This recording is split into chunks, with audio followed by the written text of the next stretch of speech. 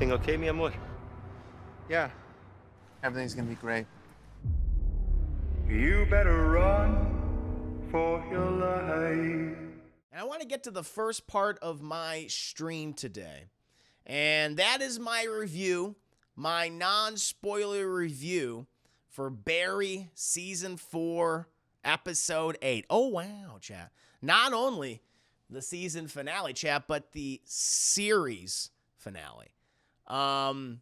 Give you a brief synopsis of this episode, or at least the events that have been leading up to this particular episode. You know, as Barry is seemingly prepares himself to sacrifice himself to save his family. The show's like major players of like NoHo Hank and Monroe Fuchs, Sally, and Gene Cousineau are confronted with their respective past mistakes and uncertain futures. You know, I've often talked about my overall thoughts on the series itself and, you know, just this particular season. And, you know, like most people, you know, watching the show, I was very excited how they were going to top themselves after season 3. You know, Barry getting caught after, you know, being tricked by both Gene Cousineau and Jim Moss, his whole world just crashing down on top of him due to his, you know, poor decisions and violent behavior, you know, seemed to have finally consumed him and brought about his downfall. You know, season 4 has been, I think, the biggest departure for the series, which again, you know, the show started out, as people might have forgotten or they may not remember, as kind of this dark comedy that served as this, you know, clever critique of modern Hollywood. And now it's kind of revealed itself. It's taken off the mask, if you will. And it's revealed itself to be a series about, I think, like existential dread and denial of who we are, who these characters are. You know, the setting just happens to be in Hollywood. And we see all of these things, especially the existential dread and the denial, we see this through the character of Barry, who pretty much wants to just, I mean, really, when you think about it from the beginning of the first episode, wants to reinvent himself as someone else completely, constantly just excusing his behavior and consistently denying, you know, what he really is. And that's what kind of brings us to this final episode, which encapsulates all of those themes from the past 3 seasons and the previous 7 episodes of this particular season 4. I think the finale does a very good job of relaying those things to us, you know, along with providing closure for like all the major supporting characters. You know, that closure in most cases isn't happy. I'll say that at the top. And again, no spoilers, but it ain't happy, chat. And, you know, those that have been consumed, I feel like by their denial of what they really are, they reap what they sow. And they are systematically and thoroughly punished in this episode.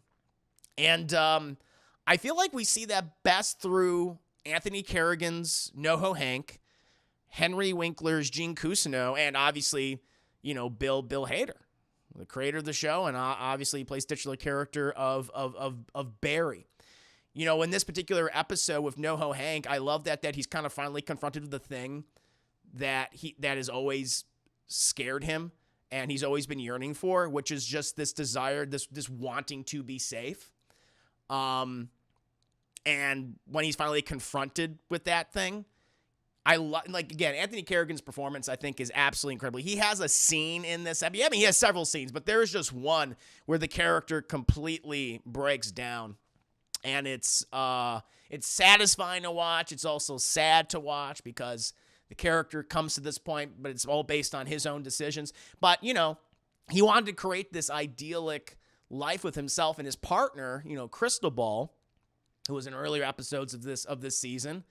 But he thought he can do all that while still being a criminal, he always wanted to be top dog. He always wanted to be the leader, you know, the criminal mastermind.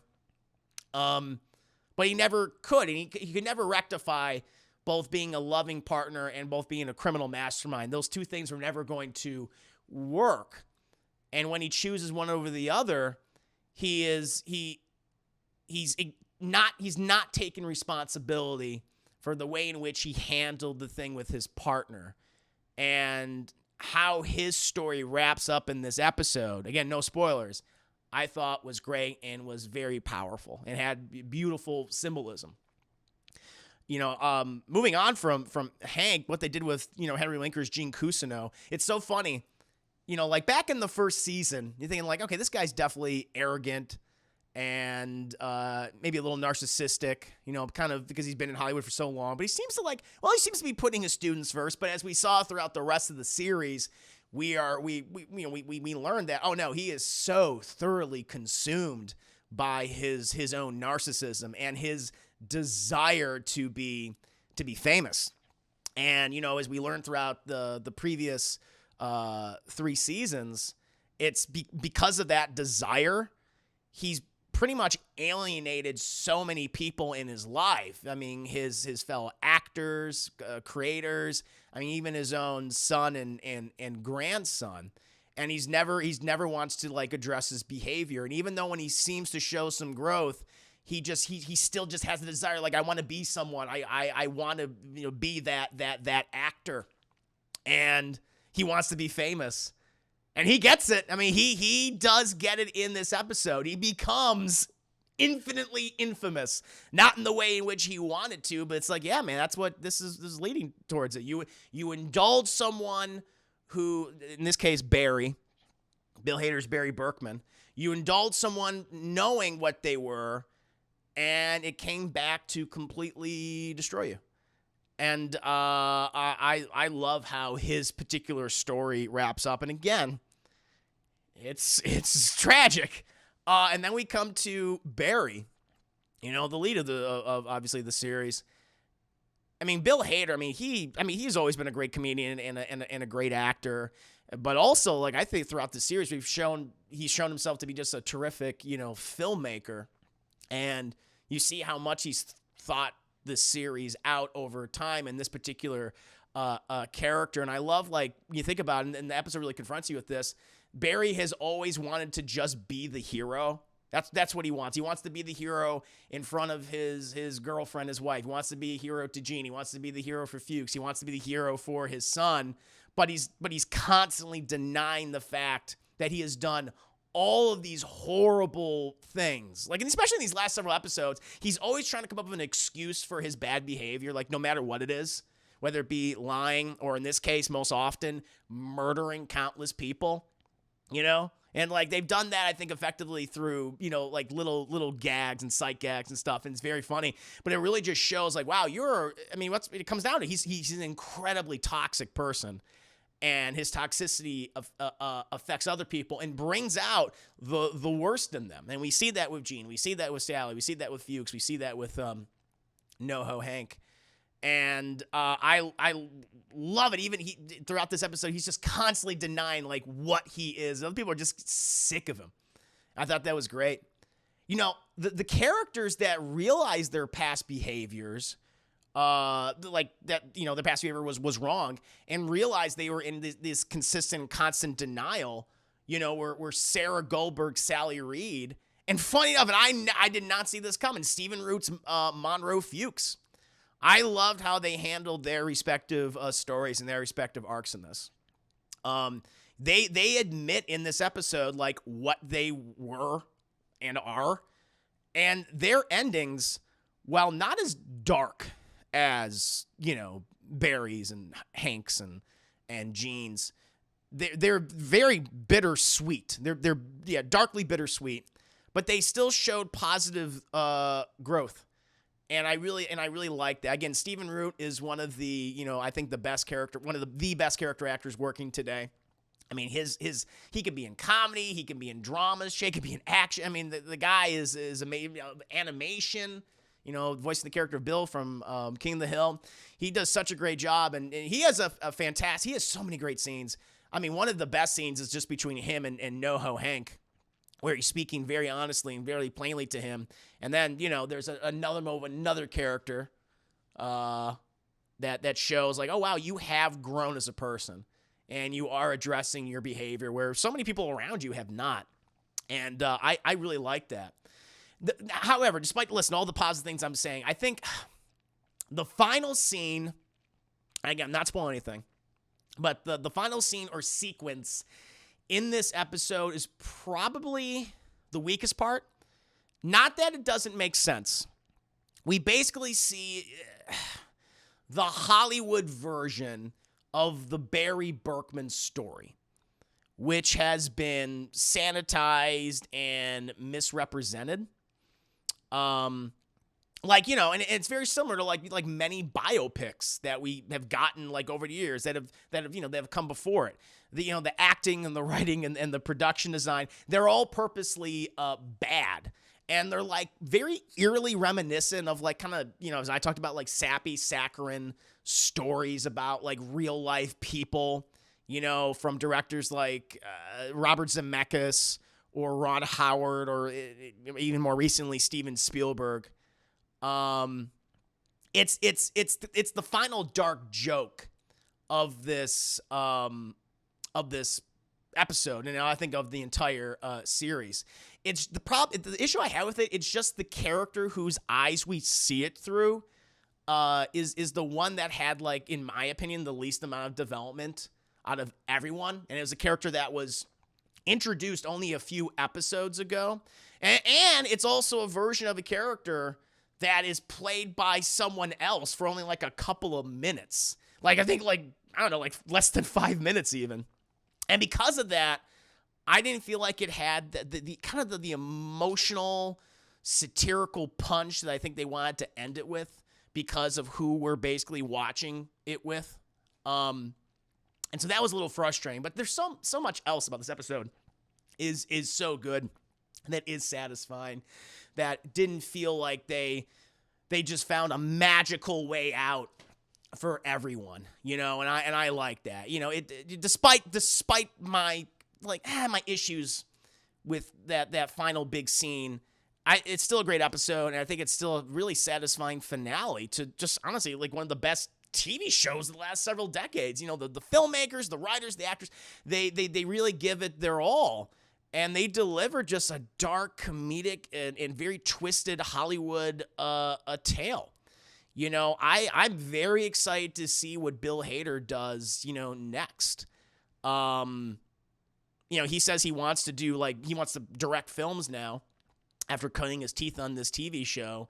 And he wants to do like genre stuff. He wants to do horror movies. And there's like even some segments like across all the series, but especially this season, where there's like some really creepy things that are happening like in the background, and the way that he just plays with space and is able to build tension within his established setting, it makes me very excited to see what a horror movie is going to look like from him. Listen, overall, I think the entire series is a must watch.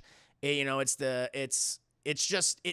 thing that I think most impressed me about it is it doesn't have like any fat to trim. It's lean, it's mean, it's incredibly well paced. There's nothing that feels superfluous, and I really appreciate that. It's like this is an easy watch. You can watch this entire show in a week, and I think you'd be very satisfied. 8 episodes per season, each one 30 minutes. This one might be maybe a couple minutes longer than the others, but just because it's like, hey, we got to fit everything in here. But I feel like they do a really great job. And also, they still have, like, these little gag moments. All I'll say is there's a scene where Barry is seeming like, all right, this is going to be the final battle, the final conflict. And he goes into a store, and he's just getting all these guns. It's like, it's like almost like a John Wick moment. And then, like, how that wraps up is, like, hilarious. Because of how, like, awkward it is. And so, despite the very dark material, Bill Hader still, and him and his writers and his filmmakers, they're still putting in some really nice comedic bits that work very, very well for me. It's a fantastic show, Chad. If I were to give this a rating, and it's a very good episode. If I were to give this a rating, I don't know. I think overall, it's either like because better than Sex Me, because I haven't watched some of the earlier seasons in years. It's been a long time, so now it's fresh in my mind. I remember them being like really good, of course.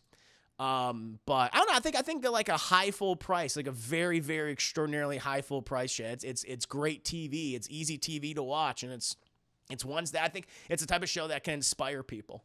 It just, yeah, he nailed it. Bill Hader and his filmmakers and his writers and his actors, they nailed it. And it makes me very excited to see where these characters go in the future. Oh, I wanted to just say, I forgot to bring this up during the review, but Sarah Goldberg, very interested to see what they're going to be doing with, or just her career after this. I want to see her in more stuff. She all I'll say is she has a moment with her son in this episode where I was just like, that felt very satisfying to me. That I'm like that they were addressing, because, you know, as we saw in the earlier episode, she's like a horrible mother. I mean, Barry's a horrible father too, but she's like a horrible mother. Like the things that she does to John, and she's so apathetic to him. She has a scene with her son, and she was acting her ass off. She did such a great job in this. I mean, throughout the entire series, but especially this season, because we just see like a truly really far departure from what we are used to seeing with her. So, but like I said, this is a great show. I highly recommend it. Those who have seen it, who have watched the finale, watched the entirety of Barry, what did you guys think?